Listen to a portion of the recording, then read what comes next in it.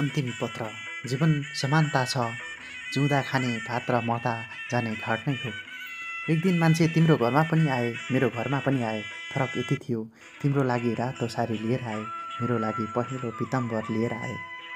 तिमी पनि सिँगारियौ, म पनि सिँगारिएँ। फरक यति थियो, तिमी रातो बेहुली कपडाले सिँगारियौ, मलाई पहेँलो कात्रोले सिँगारिदेऊ।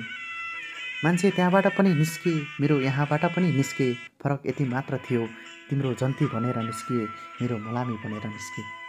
फुल तिमीलाई पनि बर्साए, मलाई पनि बर्साए। फरक यति मात्र थियो, तिमी सजिएर गयौ, मलाई सजाएर लगे। तिमी पनि घरबाट निस्कियौ, मलाई पनि घरबाट निकाले। फरक यति थियो, तिमी उठेर गयौ, मलाई उठाएर लगे। भिड त्यहाँ पनि थियो, यहाँ पनि थियो। फरक यति थियो, बाजासहित हँसाइ त्यहाँ थियो, शङ्खसहित रुवाही यहाँ थियो।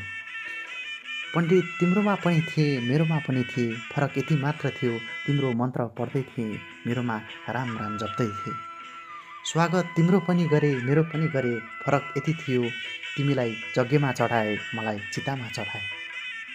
आशिष तिमीलाई पनि दिए, मलाई पनि दिए। फरक यति थियो, तिमीलाई रमाउनु, खुसी हुनु भन्दै थिए, मलाई स्वर्गमा बास होस् भन्दै थिए।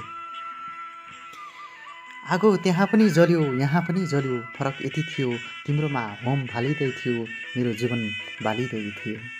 पानी त्यहाँ पनि थियो, यहाँ पनि थियो। फरक यति थियो, तिमीलाई 7 पाइला बढाएर भिजाए, मलाई 7 पाइला सारेर बगाए। दुनियाँ त्यही थिए, तर तिमीलाई आफ्नो बनाए, मलाई जलाइदिए।